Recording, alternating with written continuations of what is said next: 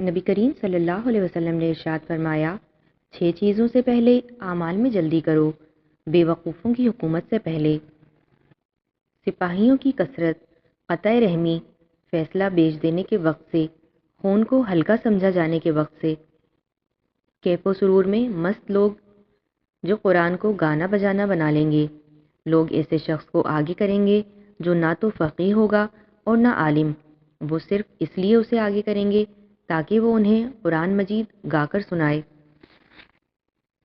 اللہ تعالیٰ رات کے وقت اپنا ہاتھ کشادہ کرتا ہے تاکہ دن کا گنہگار توبہ کر لے، اور دن کو اپنا ہاتھ کشادہ کرتا ہے تاکہ رات کا گنہگار توبہ کر لے۔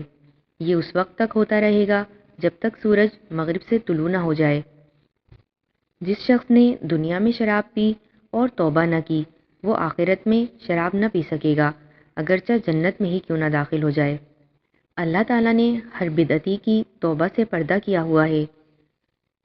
اگر تم خطائیں کرتے رہو حتیٰ کہ تمہاری خطائیں آسمان تک پہنچ جائیں، پھر تم توبہ کرو تو اللہ تعالیٰ تمہاری توبہ قبول فرمائے گا۔ اگر تم نے کوئی گناہ کیا ہے تو اللہ تعالیٰ سے معافی مانگو اور اس سے توبہ کرو، کیونکہ گناہ سے توبہ ندامت اور استغفار ہے۔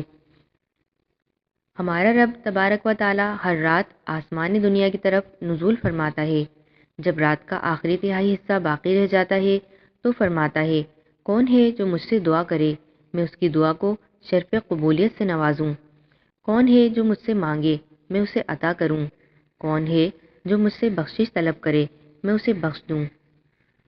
ابو ہریرہ رضی اللہ تعالیٰ عنہ سے روایت ہے کہ نبی کریم صلی اللہ علیہ وسلم نے فرمایا، کیا میں تمہیں ایسے اعمال نہ بتلاؤں جن کے ذریعے اللہ گناہ معاف کر دیتا ہے اور درجات بلند کر دیتا ہے؟